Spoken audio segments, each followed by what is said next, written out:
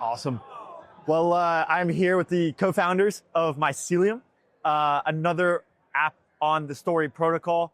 The IP is programmable. The vibes are palpable. How are you guys enjoying ETH Denver so far? Yeah, I love it, Denver. This is my first time in Denver, and I like it here. Yeah, it's great, man. The food's good. Yeah. The people are so kind. Yeah, And there's a vibe, man. Like when you see real builders coming out together, whether it's on the dev side or whether it's, on just like branding, it's a great place to be. Yeah, absolutely. I mean, there's so many fascinating conversations that have taken place here.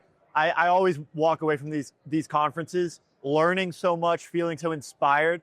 And frankly, I know the markets are kind of in shambles, but I haven't checked the prices the whole week because there's so much more happening around us than to be concerned about that. So that's all to say that, there's a lot of very exciting things happening. You guys are building on Story protocol.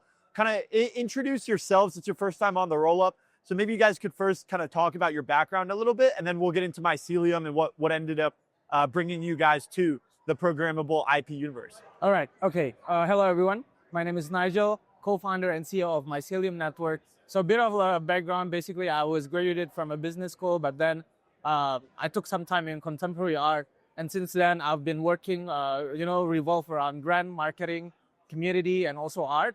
And then I get, into Web3, I think late 2022. And I started to explore art on, Web3, crypto art, NFTs, and any kind of that. And then we created our own NFT project back then, 2022. It's called Mind Blown Universe. And then we need to level up the game. And then we got connected with the Story Protocol team in 2023, P4. And then we create this remix platform because so in Web2, we're running 20 different IPs with 120 million followings in our ecosystem. We have a collaboration with Client Shin-chan, One Piece. That's one of the evergreen IP from Japan. Lao Fusa is also like a legendary comics from Hong Kong. We've been working with more than 150 brands in Southeast Asia. And yeah, we're here and we're building because for us, it's no brainer for us to go to Story Protocol. Yeah. We'll talk a little bit more about that. But first, could you introduce yourself? Yeah. How did you all end up, here founding Mycelium? So technically, I'm the manager of BD. Okay. So we definitely got a bigger team that's been doing this a long time. We were friends first, but I think what's great about Web3 and the passion is if you have that ethos, someone we're talking about, you don't check the prices. You don't check all this other stuff. You just continue to build and develop and build relationships, right? And then on top of that, work with your community and then just work your way through. I'm the Shaolin, so my background is actually marketing. But the crazy thing about marketing is in Web2, I was like mobile payments, mobile advertising, performance-based marketing, and then marketing data attribution. So for me, I come from a very strong path in terms of technology, and then bridging that from client service side, making sure people understand the product, people understand what it takes and required to integrate and build. But yeah, no, I got into this mainly because, I do a lot of things. I do space hosts with Pewcast. I am working Web3 gaming, work with a lot of, different PFP communities. But what I really love about Story and about Mycelium is really understanding a purpose-built blockchain. When you do something with intent in mind, and you have IP at the forefront, and then you have partners from a culture, right? From Jason to all the entire team, it's so collaborative.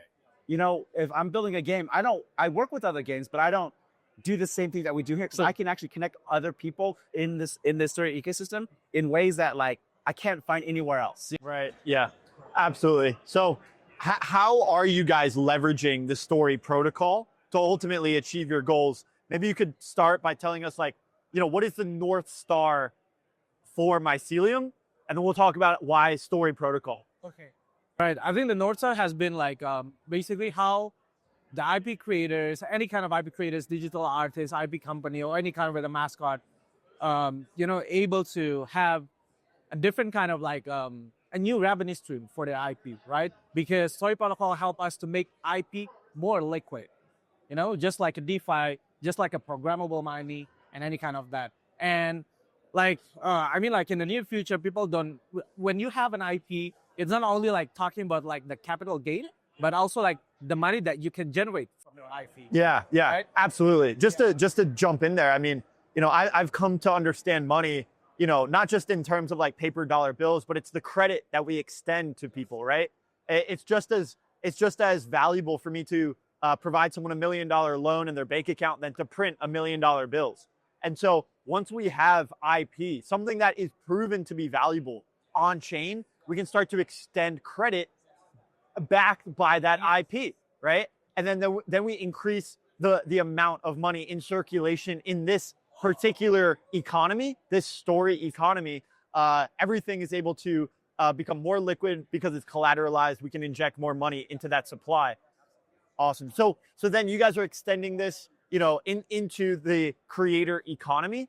How can someone come in and leverage Mycelium so that they can, kind of take the IP that's available and use it to make more money and ultimately extend their story? All right. So basically, we have three major stakeholders. It's not only for the creators, but also the super fans, which is the consumer, and then the other one is the brands. Okay. Right. So we focus more. And this is like a three-sided marketplace. No, it's the same marketplace. Okay. Right. So we focus on the fandom ecosystem for the super fans, actually, right? So from the creators, they can work hand in hand, do co-creation with the super fans. Let's say if the super fans license the IP from their favorite IP, create a derivative, they're making money, and also with the artist, right? And then as a brand, let's say you want to do a packaging collaboration with any IPs that onboarded to our platform, you just need to click the remix licensing and just one click away, because we do believe that the brands can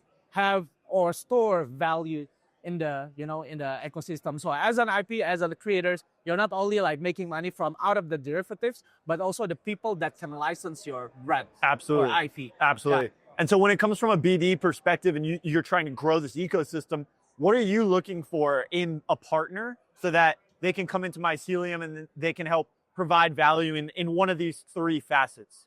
So I think a lot of it comes down to, where they are today, right? Whether you're starting out and you're having a brand and you started having a lot of success on something like Giphy, right? So I met with a potential partner, and she's doing this, and she's like now starting to take that from Giphy to plushies and to clothing, right? And so like, hey, how are your fans interacting with this? How are they engaging as a community? They can buy the product, but can they actually be part of the story, be part of the narrative? Right. And that's where co-creation works. That's where Mycelium comes into play. We onboard that character. We then give it faces. We give it different like poses. We give different elements and backgrounds, and then allows them to like not only take ownership of that IP in terms of like their love and their passion for it, but now they can personalize it, right? A biggest part of what we do in Web3 is that, is a personal identity, right? Yeah. That's why PFP is such a dynamic part of how we express ourselves. Mimetic culture, value, alignment, right? And so that's how when I meet with a partner, or if you already have an established brand, let's say you have a gaming studio and your brand is there, but you haven't dived in because you're so busy building that the only way you connect with them is as a consumer, as a gamer. Yes, they can do all the stuff with inside the game, but how can they do that in their everyday life? Social media, apparel. Right. You can take that IP. We're actually working with a few large gaming studios in Web3, and they're like, let's work together because we want to like take your platform and we want to like enable them to like not only like proliferate the brand, but like have fun. Yeah. If you're having fun, this is how you connect with your audience. This is how they stay there. It's that evergreen ubiquity, right? And that's what we look at as our brand, right? Not only is it pushing like being a brand ambassador, but really it's having that, finding that place with that IP in the heart. Yeah. And if you can settle there naturally versus being like aggressively pushed, where they can organically play with it, engage with it, and co-create with all kinds of things, changes the whole dynamic altogether. Yeah. We're learning that everyone in this ecosystem has a little bit of a different taste. There's going to be a story that resonates with a particular person. Another story is going to resonate with another type of person. We were just talking about content and how like social media has kind of opened up this whole new world of content. And who would have thought we're going to be looking at like videos of cake? Is it cake or is it not cake? Is it real or not? Right? That is only possible because we have social media and the barrier to create content is so low. Another thing that we're realizing is that when it comes to these stories and this IP economy, this IP ecosystem, this is very much a two-way street. It's not, there's like this massive brand maybe a movie, they have this franchise, and it's like someone creates it and everyone else just watches, right? No, these are interactive. It's a two-way street, right? And so you guys have this super fan and that angle, and then you also have the creators as well, and they're all coexisting with one another, right? Well, why, that was a very intentional choice. Why is that so important that you have this back and forth, this interactive nature between the content? What do you think that ends up, what are the knock-on effects of that on the economy as a whole once you have this entirely interconnected universe of IP? So basically the fundamentals and there has been like a paradigm shift in IP between like the conventional IP and the most progressive one. So conventional IP, they try to gatekeep the IP.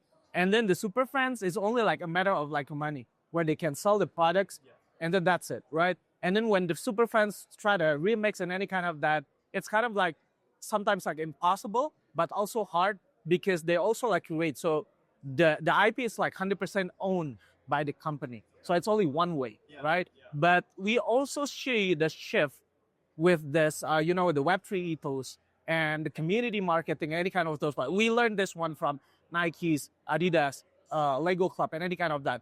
All of the innovation, not driven by the core team, but driven by the community, the super friends. So we see that there's an evolution in marketing as well. So community marketing has been like a new method for all of these brands. So they're not only going for advertisement, but they're more like doing like a niche strategy. Because the number one point is, as a brand, you want the people to have like a close relation between the brand and the consumer. That has always been like the goal of a brand, right? So I think that's the base core thesis for us. Absolutely. And I think there's lots of lessons that all of the projects here at ETH Denver, they can draw connections and comparisons and lessons from this brand building perspective.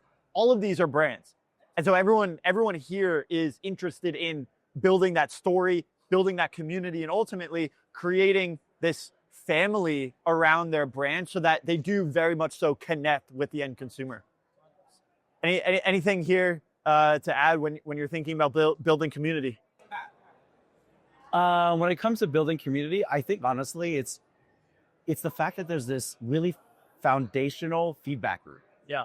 It's dynamic.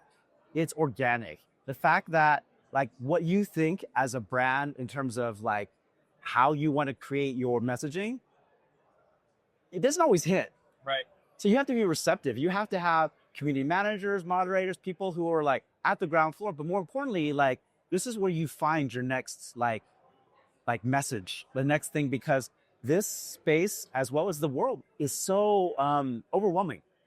So when you have people who have the ability to connect and co-create with you as a brand, I think it changes the paradigm. Not necessarily like you can still do what you do, but you can't ignore them.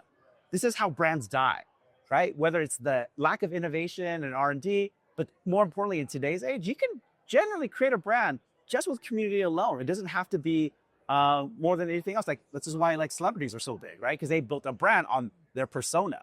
So the way I look at it is, yeah, this is 100% like you get this amazing feedback loop that's open, that's engaging, and most importantly, like this is where you find your next like diamond in the rough and your shining star that can help push you to the next level. And then also working with people who really are like-minded. And I think, when you see Nike, a lot of the things that I see that's coming out of their app, a lot of the commercials is actually people utilizing it and keep telling the personal stories. If you can give personal stories to how people connect to your brand, then people relate more than ever and how and why it matters. Yeah. I love how you describe like-minded individuals, thinking like-minded.